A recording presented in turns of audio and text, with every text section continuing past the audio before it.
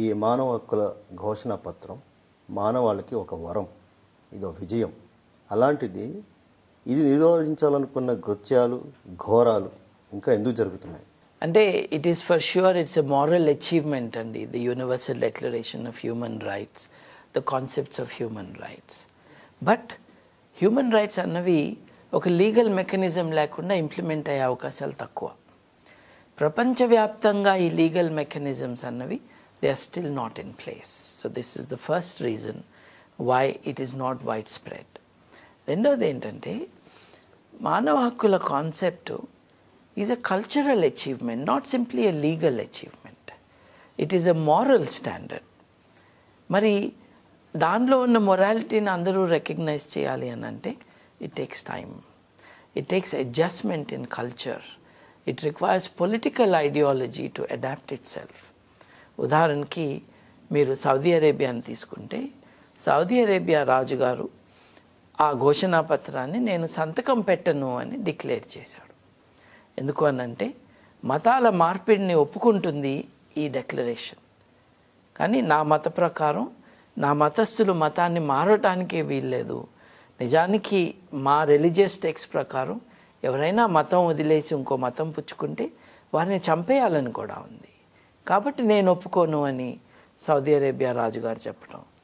అలాగే Soviet union, USSR అని దేన్నైతే మనం అంటామో, యుఎస్ఎస్ఆర్ నుంచి వచ్చిన delegates we will not accede to this, we will not sign it because this is not reflecting true values, it's just a few pious statements అని వాళ్ళు చెప్పడం.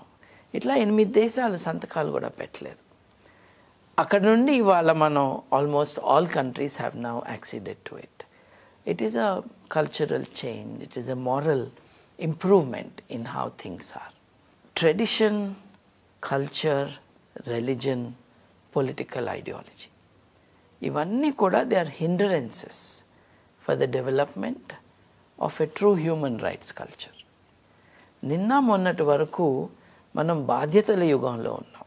ప్రతి ఒక్కడు నీ బాధ్యత ఇది అని చెప్పటం, నేను మనిషిగా గుర్తించకపోవటం, ఒకరి ఆజ్ఞను పాటించమంటము, ఒక నియంత చెప్పిందే మనం చేయాలంటము.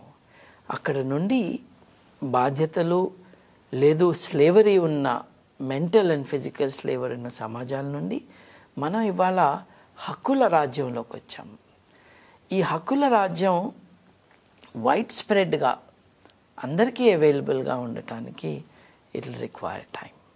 మీన్ వైల్ కొంతమంది నియంతలు వారి నిరంకుశ పాలన కారణంగా millions of people are suffering.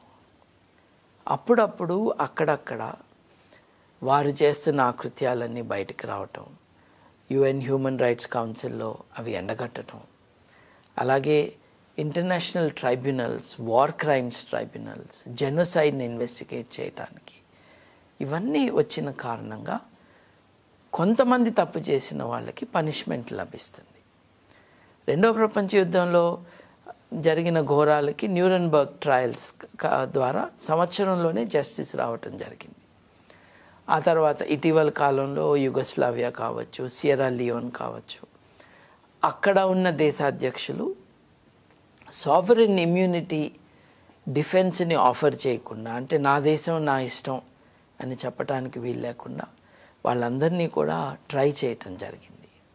చాలామంది తెలిసిన విషయమే, కొన్ని సంవత్సరాల క్రితం చిలే యొక్క నియంత జనరల్ పినోషే ఆయన లండన్కి వస్తే ఒక స్పానిష్ జడ్జి గారు ఇష్యూ చేసిన వారెంట్ కారణంగా దాని ఆధారంగా ఆయన అరెస్ట్ చేయటం కూడా జరిగింది. ఒక దేశాధ్యక్షుడిని ఇంకొక దేశంకి వస్తే అరెస్ట్ చేయటం అన్నది it's a significant mile stone.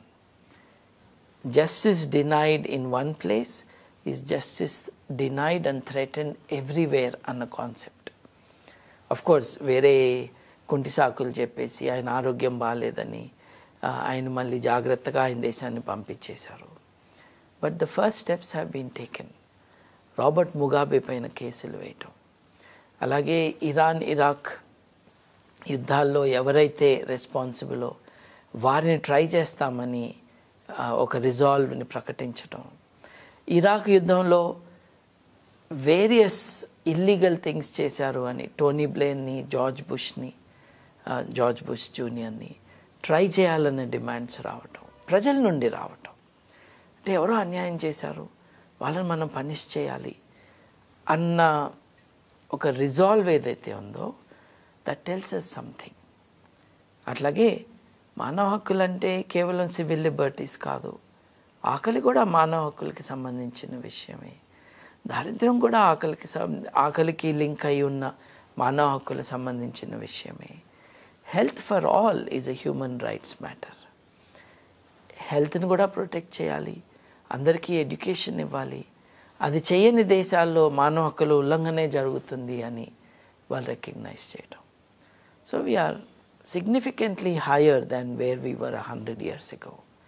But still it's not enough. We need to do more.